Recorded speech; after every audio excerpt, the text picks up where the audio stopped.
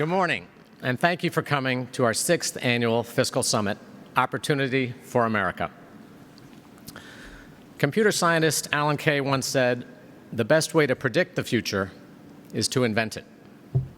To me, what he means is that we have the opportunity to create our own future.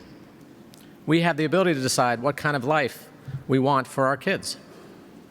To me, in many ways, we can choose what we wish America to look like down the road. So, do we leave our kids with a good economy and a good education? Do we gather the resources to make the investments that will benefit them and their children? Or do we leave the next generation with a mountain of debt and an underinvested economy? More broadly, do we want America to retain its global leadership position in the world? This is our choice. This summit is about the state of opportunity in America, both fiscal and economic. On the fiscal side, short-term deficits are down, but the long-term trajectory is still the same. Even though some deficit reduction has taken place, CBO continues to predict that over the next 25 years, our debt could rise to a staggering 183% of GDP. What's different is that the economy is now stable, and that means that we have more flexibility and options. So we now have a new window of opportunity to begin to address the nation's long-term fiscal imbalances. And we have an election next year that should be all about how we want to get this done. And Americans believe that now is the time. This morning, we released a nationwide poll showing that nearly 8 in 10 voters across party lines believe that now is the right time to act because we are not facing an immediate economic crisis.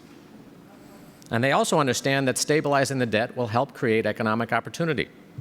That same number, 8 in 10, believe that there will be more opportunities for everyday Americans to be successful if the economy is less burdened by the national debt.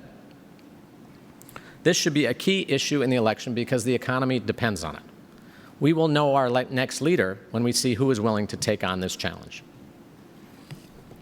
And remember, the whole point of fiscal reform is to give our economy the best chance to succeed. A solid fiscal foundation creates the conditions that encourage growth. It enables an environment with greater access to capital, increased public and private investments, enhanced business and consumer confidence, and a solid safety net. And in turn, all of these factors result in a more vibrant economy with rising wages and greater productivity and mobility. So this is the opportunity for America.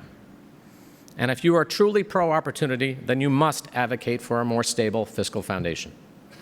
Because without a fiscal foundation, economic opportunities will go away. The good news is that there are many solutions available. We're very proud today to release the results of our foundation's 3rd Solutions Initiative. We've once again convened respected organizations from across the spectrum to develop comprehensive fiscal plans. In essence, we asked each of them to invent our future. This project proved again, unquestionably, that solutions do exist. So if we want to invent a brighter future, we know how.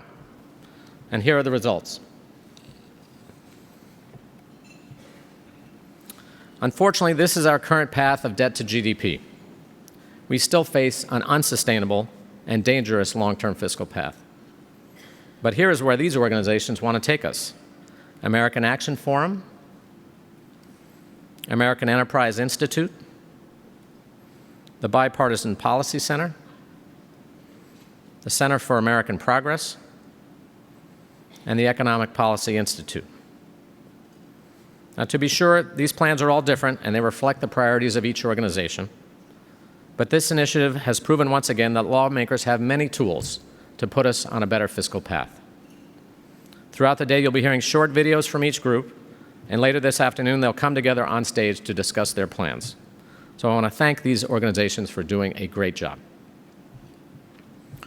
In addition, today you'll hear from a range of thought leaders, elected officials, and policy experts, including Mike Bloomberg, Congressman McCarthy, Hoyer, and Price, Secretary of HUD Julian Castro, and the most recent director of CBO, Doug Elmendorf, who's joining us for the first time in public since leaving that post. You'll also hear from panels about the connection between fiscal and national security, the importance of the millennial generation's voice in this debate, and how rising interest costs affect economic growth.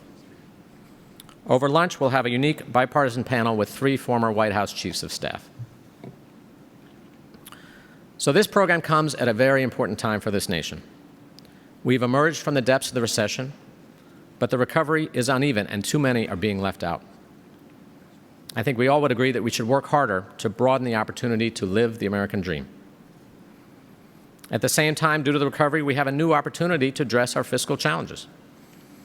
And we have an election underway with a range of policy options to choose from.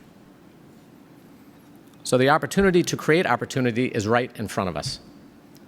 And when we come together and make these important choices, we will build a strong fiscal foundation. And that means broadly shared economic prosperity and opportunity. So we have the ability to invent our own future, and the time is now. Thank you.